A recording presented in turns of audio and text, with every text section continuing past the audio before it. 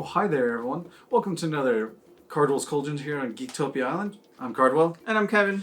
And of course, before we get into the whole fun deck that we have for you today, go ahead and remind you that we do have a Patreon. And it only takes $1 to support us here and see us evolve as a channel. We would love you for that, and we also still love you for watching the videos as well. Today we have a good old Simic deck. I don't know, it seems super fun. It has to do with counters, and sadly it doesn't have Simic Ascendancy in it, because I wanted to do something different with that, and the deck is going just simply count on me. Yeah, because we're countering everything. Everything's gonna have a counter, like Oprah throwing counters left and right. It's just you get a counter and you get a counter. Maybe that should be the deck name, right? Oprah's right. Counter War. Anyways, or dollar bills, just throwing them. Just dollar bills. 1/1 counter dollar bills, y'all. Yeah. All right, let's get into it. There's a lot of creatures here because that's the whole point of the deck. And the first one is Hungering Hydra. It's a 1 and an X. Enters the battlefield X with 1/1 counters on it. It can't be blocked by more than one creature. And whenever it deals damage, whenever it's dealt damage, put that many 1/1 counter on it. So that's super good. I think it's a card that people need to start playing with, to be honest. It does have in the little text box that it must survive to get the extra counters. Yeah. It can't. It's just not unkillable, pretty much. Yeah. Next up is Growth Chamber Guardian, 1 green and 1 for a 2/2. He's Elf Crab Warrior, which is the best part of him. Yeah. And he's got Adapt 2, a green and 2. If he has no counters on him, you put 2 1/1 counters on him. And then whenever 1 or more counters are put onto him, you may search your library for a card and Growth Chamber Guardian, reveal it, and put in your hand. Yeah. I love the stipulation that if it's just whenever a 1/1 counter is placed on him. So even through other different means, you can just keep getting more and more. And he's so good in everything. He's just so good. Yeah. He's a 2-drop, 2/2. He's a 5-bearer with special abilities, and then he becomes a 4/4 on turn 3. And you go and he doubles himself. Like, it's just ridiculous. Mm-hmm. Now this one, Merfolk Skydiver. It's a 1 and a blue, 1/1 flying, which makes it pretty good. When it enters the battlefield, put 1/1 counter on target creature you control. Seems good. And then you can pay 5, 3 blue and a green, proliferate. Yeah, dude's awesome. Dude is really good for, I think, just a 2-drop.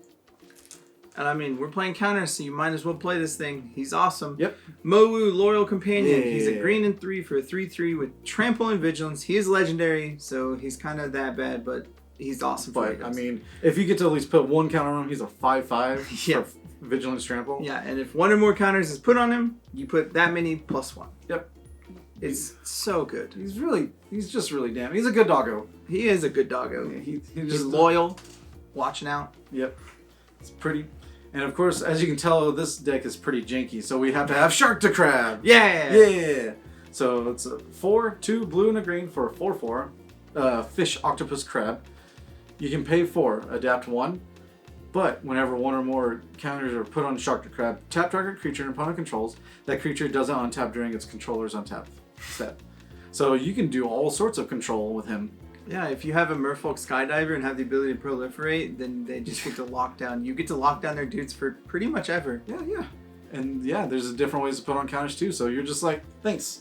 That's pretty awesome. I always want to use that guy. And I mean, what's counters without this dude? Yeah. Bioessence Hydra, green, blue, and 3 for a 4/4 trample.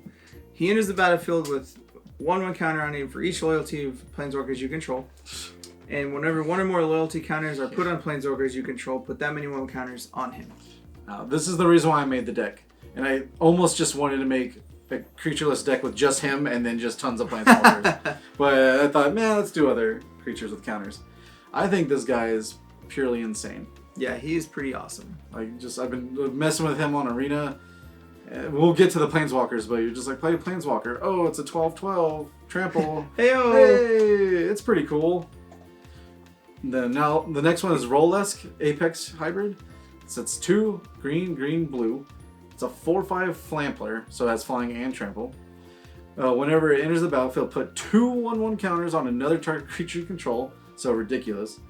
So that's 6 power for 5. And then whenever it dies, proliferate. Then proliferate again. Yeah. He's good. He's good. In this kind of deck, he's super awesome because you're already putting counters on everything. So you just get to go ham. Yeah. And the fact that he just comes in, buffs one of your smaller dudes, or Sharktocrab puts, tap down a dude, and it's just ridiculous. Yeah, it's pretty awesome. But going into the enchantments and other stuff, we have Hadana's Climb. It's a green, blue, and 1 for legendary enchantment. At the beginning of combat of your turn, put a 1/1 counter on target creature you control. Then if that creature has 3 or more, transform it. Yeah, seems simple enough. Everyone did love Hadana's Climb for a while. But of course, when it flips, it's Winged Temple of Oreska. So tap, add 1 mana of any color, or you can pay 3, 1 blue, green. Tap target creature you control gains flying and gets +X/+X, where the X is its power. So that's pretty good. So when you just double Bioessence Hydras and then you just win with 1 swing. See, I'm all about this card because you're like Sharktocrab gets a counter. Yeah. Tap your dude, don't untap. Thanks. I get to swing for free now. Just constantly. It's insane.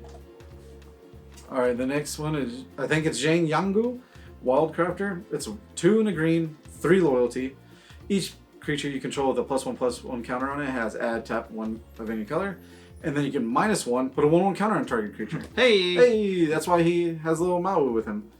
So just, you play that, and then you play this, and you get counters, and then all your stuff gets bigger. Yeah, and with all the dudes that proliferate, you don't have to worry about ever losing this guy, really, unless they're killing him. Yeah. Which, I mean, they should. Because this dude in this deck is a powerhouse. Yeah.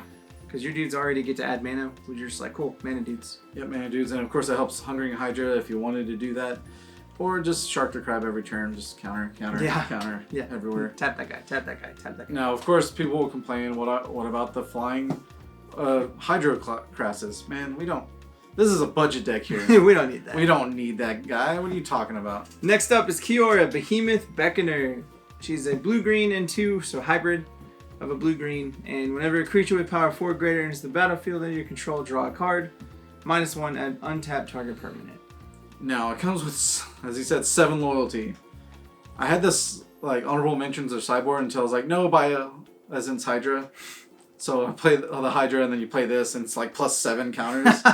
Because when you play a Planeswalker, you're literally putting that many loyalty counters on the Planeswalker. Hence why Hydra gets it. That's awesome. Yeah. So you're just like +7 permanently for 3 mana. Hey! Yeah, that's pretty good. Yeah, it's pretty super cute. The next one, because we're just playing blue-green, there's not really that many Planeswalkers out there. So we have Kasmina. 3 blue with 5 loyalty. Spells your opponents cast that target creature or Planeswalker control cost 2 more to cast. So therefore all your dudes are protected. That's the main reason why I have her. Mm-hmm. And then you -2, create a 2/2 blue wizard creature token, then draw a card, discard a card. Yeah, I'll take Frost Titan ability, all of my dudes for 200. Yeah, thanks. Thank you very much. Next up is Tamiyo, the Collector of Tales. Blue, green, and 2 for a 5 loyalty Planeswalker. Spells and abilities your opponents control can't cause you to discard or sacrifice permanents. And then +1, you choose a non-land card. Card name. Oh my god. Yeah, it's super small. Sorry. Choose a non-land card name, then reveal the top 4 cards in your deck. Put all cards with the chosen name from among them into your hand and the rest into your yard. And then -3, return target card from your graveyard to your hand. Yeah. She's been definitely used in the Nexus of Fate decks recently. And she is just powerful. She's just really fun. Yeah, she gets to dig real hard for what you need. You're just like, hey, Sharktocrab, Bioessence Hydra, dig. Okay, go. Thanks. And then whatever's in the graveyard, she goes fetches for it, and it's all good. So with that is definitely the good old 60 right there. And of course, as you can tell, I do what I do best, and I do put no control in it. It's blue-green, and I just want to play dudes. Yeah. So, of course, you can, mess with it as you like. But as for now, I just want to play dudes and swing and play a fair game of Magic. Yeah. Which never really happened. And as far as the lands, guys, it's pretty simple, pretty straightforward. We have your breeding pool, your hinterland harbors, forests, islands. But we do have a fun other guy. Karn's Bastion. It is just a basic land, adds a colorless, you pay 4, tap, proliferate. So why not have the ability to make all your counters go up for free? Yeah. And then that triggers all the other stuff, like Sharktocrab and Growth Chamber Guardian and just everything. And Mowu gets extra. Mowu! Yay! So good. It's so good. It's so good. It is. With that's what needs to happen. Now, of course, we don't have a sideboard because, of course, local meta, who knows what you're going to have. So we just have honorable mentions at the moment. And the first one is just Neoform, because it just seems fun and it needs to be played. So green and blue sorcery has additional cost to cast a spell, sacrifice a creature. Search your library for a creature card with converted mana cost 1 equal to 1 plus the sacrifice mana creatures converted mana cost, put that card on the battlefield with additional 1/1 counter on it, and shuffle your library. So, meh. It's pretty good just because you get to keep going up. Yeah, and you can definitely like sack a Maui if maybe to get a Hydra or an Apex hybrid. Yeah. So it seems pretty good. Yeah, that's pretty legit. Yeah. And I mean, you can always play Simic Ascendancy to win that way. Yeah. A green and blue enchantment, you pay a green and blue and 1, put a 1/1 counter on target creature you control. When one or more counters on put on a creature you control, put that many growth counters on this. And then at the beginning of your upkeep, if Ascendancy has 20 or more growth counters on it, you win the game. Yeah, so of course I talked about at the beginning that we do have another deck, an old deck with the Ascendancy, but you just have to think about doing this, just throwing 2 or 3 in. Yeah, you may as well. Because when you proliferate and all your dudes just get counters, therefore that proliferates, and then you get all those counters that are added to it, you're just like... Yeah, because proliferate doesn't care what the counter is, it just adds them. Yeah, You're like, cool, that gets a counter. Add a counter. That gets a counter. Again, the proliferate is the Oprah of this deck. You're Yeah. like, that gets a counter, You can that gets a counter. literally just call it Oprah's Ascendancy and then have her in the picture. That's pretty good. I think that'd been good. Alright, and another Planeswalker that's maybe iffy is the Samut. 2 and basically 2 green. Creatures you control have haste. Pretty good. Solid. It has 5, but if you -1 target creature +2/+1 and gains haste until end of turn, then you scry 1. So yeah, dude gets bigger and they gain haste just in case you kill her off and gets another do haste. Yeah, this dude's actually pretty good just because he gives blue-green haste. Yeah. And blue-green doesn't ever have haste. Nope. Like, ever. So when you're like Apex hybrid and then you're just like -1, swing for 6 in the air, it's pretty good. Yeah. It's pretty awesome, actually. Yeah. I definitely think about using it. Oh yeah, definitely. Especially if you can probably swap out Kasmina if you don't like go against black or whatever. Yeah. So Yeah. Should be good. With that, hopefully that's a fun little deck for you. It's pretty cheap. Should be super fun. Bioessence Hydras are like less than $1 nowadays. Yeah. And all these are almost looks like uncommon Planeswalkers. So yeah, should be really fun. Again, the deck is called Count on Me. And with that, hopefully you enjoyed your stay here at Geektopia Island. Goodbye.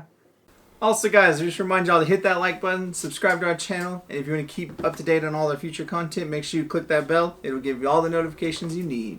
With that, we'd like to go ahead and give a big thank you to all our fans that support us through the year, and especially our Patreon support people.